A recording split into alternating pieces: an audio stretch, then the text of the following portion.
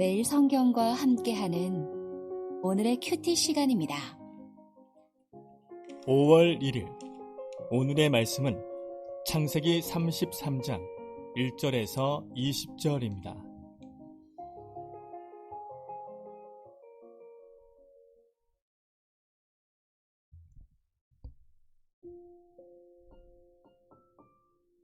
야곱이 눈을 들어보니 에서가 400명의 장정을 거느리고 오고 있는지라.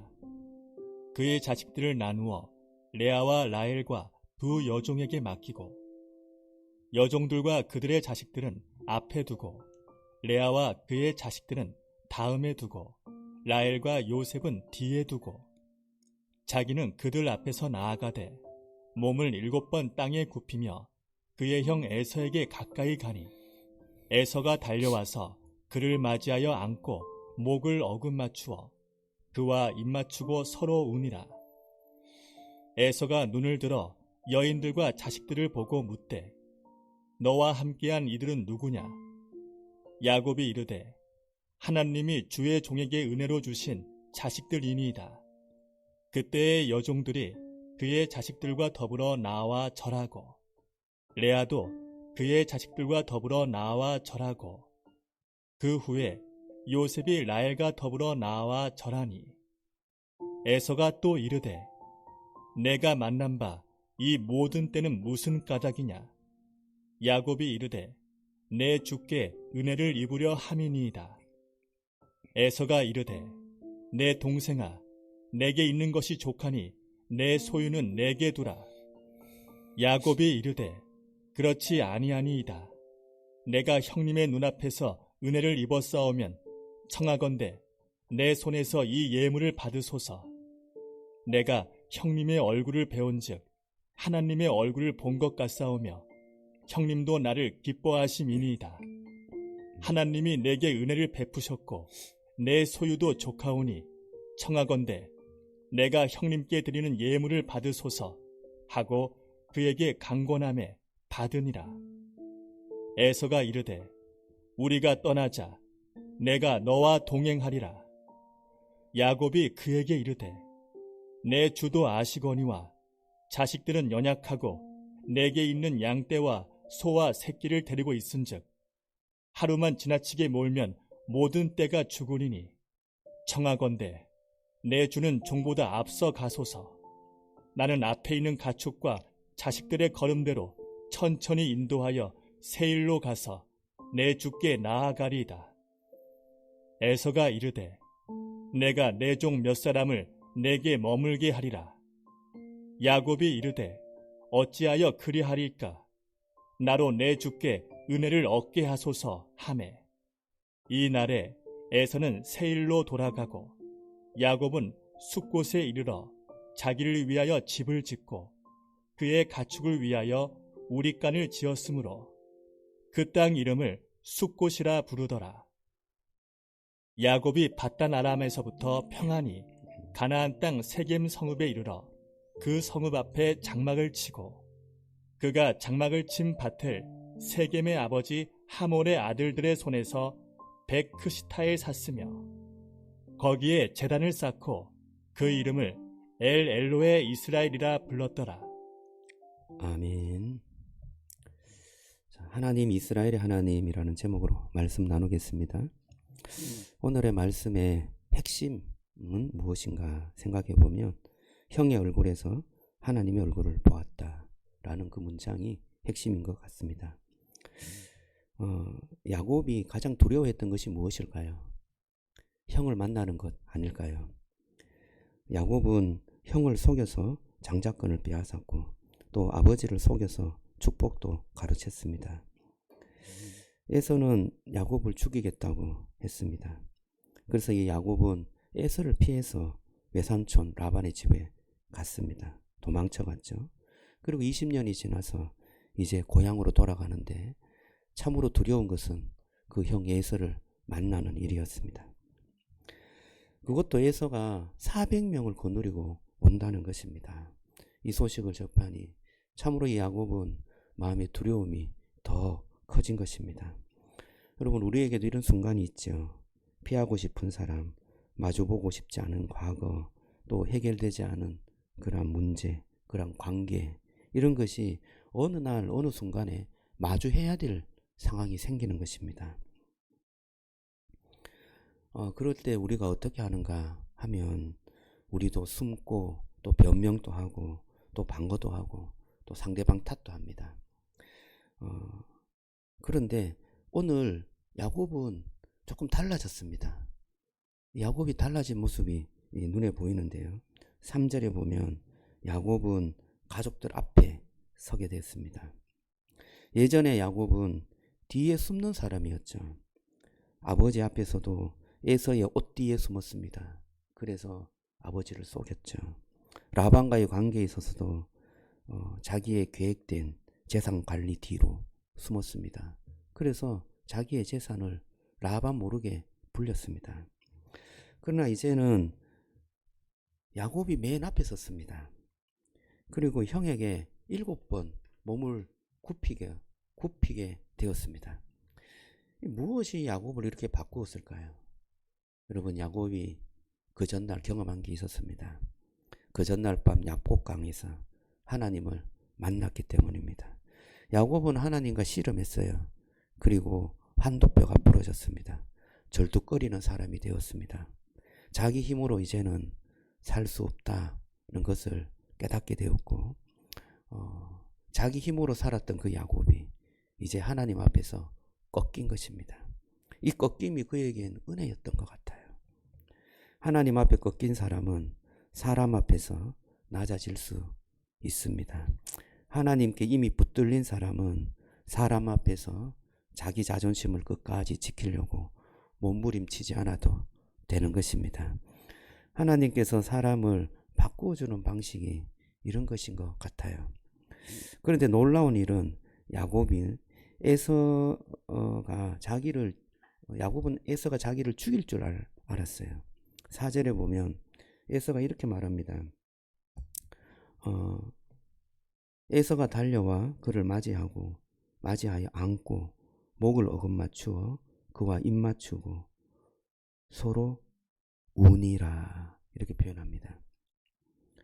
야곱을 달려가서 맞이하고 안고 목을 어긋맞추고 함께 울었다, 그렇게 표현하고 있습니다. 여러분, 야곱은 무엇을 예상했습니까? 에서의 아마 칼을 예상했을 거예요. 그런데 그는 그 에서의 따뜻한 품을 맞이했습니다. 야곱은 에서의 심판을 예상했습니다. 그런데 그 형의 용납을 만나게 된 것입니다. 이것은 야곱이 만든 그런 결과는 아닌 것 같아요. 하나님께서 에서의 마음까지 다스려 주셨습니다. 여기에 복음의 그림자가 조금 보이는데요. 여러분, 누가복음 15장에 탕자의 비유를 기억하십니까? 탕자가 집을 나갔다가 돌아올 때 아버지가 어떻게 했습니까? 아버지는 그를 계속해서 기다렸습니다. 그리고 그가 올 때 아직도 먼 거리에 있었지만 아버지가 달려나갔습니다. 그리고 그 아들을 목에 안았습니다. 그리고 입맞추었습니다. 탕자는 아버지의 심판을 예상하고 집으로 돌아갔습니다. 그런데 만난 것은 아버지의 따뜻한 품이었습니다. 그리고 아버지의 용납이었습니다. 복음은 이런 것 같아요.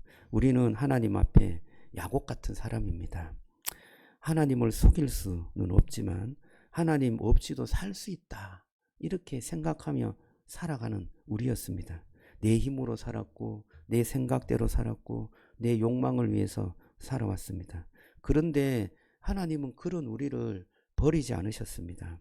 예수 그리스도 안에서 우리를 향하여서 달려오신 것입니다. 그리고 우리를 품어주셨습니다. 따뜻한 품으로 품어주시고 안아주시고 또 눈물 흘려주시는 것입니다. 이것이 주님께서 우리를 사랑하시는 방법이었습니다. 야곱은 형의 얼굴을 보고 이렇게 말합니다.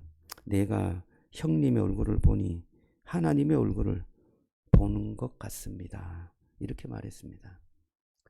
여러분, 야곱이 그 전날 밤에 누구를 보았습니까? 하나님을 봤습니다. 그 전날 밤에 분이엘에서 하나님의 얼굴을 봤어요. 그는 죽어야 마땅했습니다. 하나님의 얼굴을 본 자는 죽어야 했는데 그는 살았습니다. 그런데 이제 형의 얼굴에서도 그와 같은 얼굴이 보이는 것입니다. 내가 죽을 줄 알았는데 살게 되었습니다. 내가 버림받을 줄 알았는데 받아들여졌습니다. 내가 심판받을 줄 알았는데 형님께서 품어주시고 용납해 주셨습니다.